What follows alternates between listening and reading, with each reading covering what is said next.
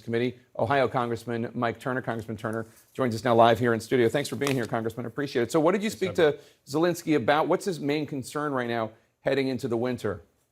Right. So we're all members of the Intelligence Committee. And I'm a member of the Armed Services Committee. Our first task was to look at the coordination of the assistance that they're receiving, the weapon systems, coordination of intelligence, and to get an update on the status of the conflict. The reports are real, that they are Ukraine is making gains against Russia in the east, and that the projections are before the winter they could take Russia back to its border pre this incursion and up to Crimea.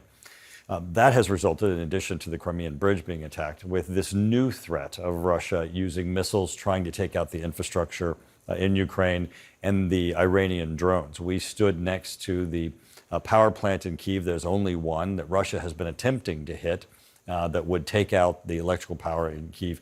And they've hit all the buildings around it, but not it. But they're continuing to try to target it. What President Zelensky is asking for, and what we're trying, and I think the United States is diligently trying, even with our NATO allies, to put together, is some sort of air defense that would allow them to respond to this new threat of the Iranian drones and these missiles to try to preserve their infrastructure as they go into the winter. Is there willingness to do that? Is there something the United States can provide? I know that there's the Biden administration has been cautious about what they give to Ukraine because they don't want to escalate matters further with Russia. Is there a solution to this problem with the Iranian drones? I think there is, both with some of our allies, some of our NATO partners. Obviously, there's some systems in the United States that are too exquisite, too elaborate to be able to put in this situation. But I think there is an ability to try to assist them. Trying to figure that out, I think, is right now what our main task for our military leaders are.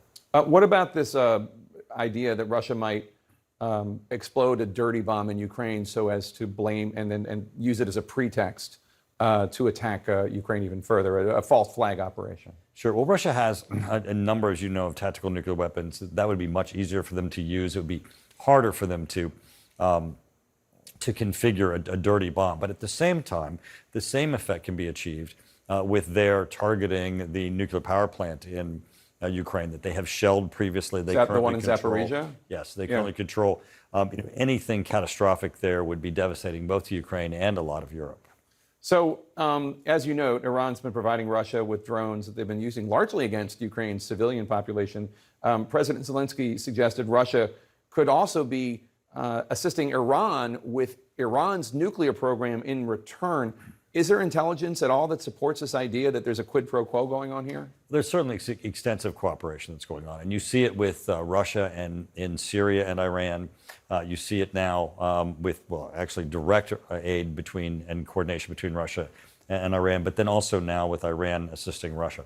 I think what's really important about this is it gives a real opportunity for Israel to change its position where it has stayed out of this conflict, to say, wait a minute, we now have Iran that's engaging against allies that are Israeli allies, including the United States. They have certainly a long-term benefit of us all being able to defeat Iranian systems. So I think this is a real opportunity for them to reevaluate the neutrality that they've had and enter this conflict defensively to help even in the air defense system that Zelensky's asking for. Yeah, Zelensky has been critical of Israel for not doing more to help. Today, you suggested that Republicans in the House will resist a large Ukraine funding package if Democrats include with it a host of unrelated spending measures. McCarthy had said something similar, maybe not as nuanced as what you said. But it does seem to put House Republicans at odds, at least to a degree, with Mitch McConnell, the leader of the Senate Republicans, who said the Biden administration and our allies need to do more to supply the tools Ukraine needs to thwart Russian aggression. It is obvious this must include additional air defenses, long-range fires, and humanitarian and economic support to help this war-torn country endure this coming winter. Do you disagree with Mitch McConnell? Well, I think it's one of how much does it cost for us to get $1 to Ukraine? I actually had this conversation with President Zelensky. He raised the issue after the election, will there be a difference? He's very much aware that the last big bill that was passed in the House was $40 billion to send $8 billion to Ukraine. We've also spent a tremendous amount in humanitarian aid that we sent to the United Nations instead of sending it to Ukraine, and at an unbelievable markup cost.